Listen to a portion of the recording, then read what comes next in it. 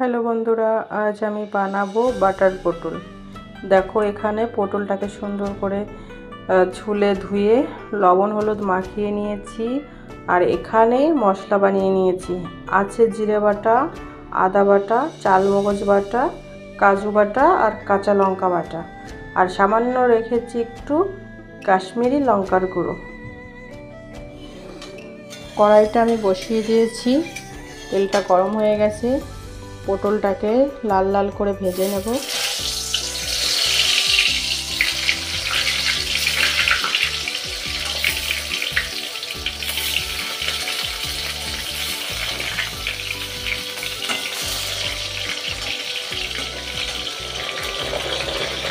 পটলটাকে সুন্দর করে লাল লাল করে ভেজে নিয়েছি। এর মধ্যে দিয়ে দেব গোটা গরম মশলা,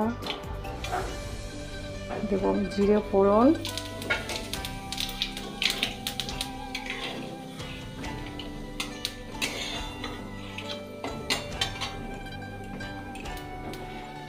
এবার আমি যে মশলাটাকে বানিয়ে নিয়েছি সে মশলাটা দিয়ে দেব।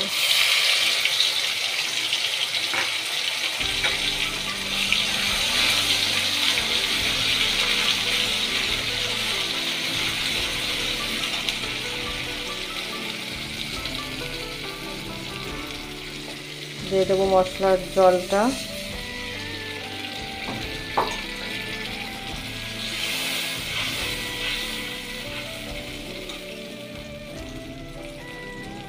দিয়ে দেবো পরিমাণ মতো হলুদ গুঁড়ো, দেবো লবণ, দিয়ে এটাকে ভালো করে কষিয়ে নেব কিছুক্ষণ। মশলাটা দেখো তেল ছেড়ে দিয়েছে। এর মধ্যে দিয়ে দেব পরিমাণ মতো একটু চিনি,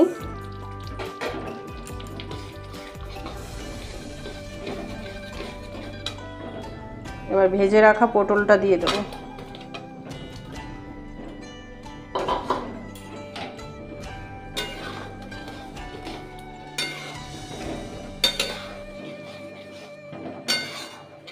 পটলটাকে দিয়ে ভালো করে একটু কষিয়ে নেব, দেখতে থাকো।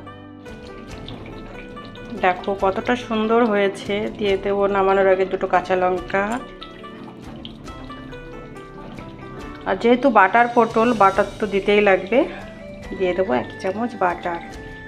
নিরামিষ যেহেতু, এইভাবে যদি বাটার পটল নিরামিষভাবে বানানো হয় খুবই ভালো লাগে খেতে। দিয়ে দেবো গরম মশলার গুঁড়ো, দিয়ে এটাকে ভালো করে নেড়েচেড়ে মিশিয়ে নেব।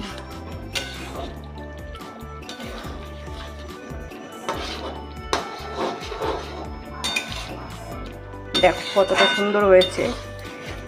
যারা যারা নিরামিষ বাটার পটল খেতে ভালোবাসো কমেন্ট করে অবশ্যই জানাবে বাটার পটলটা কেমন হয়েছে।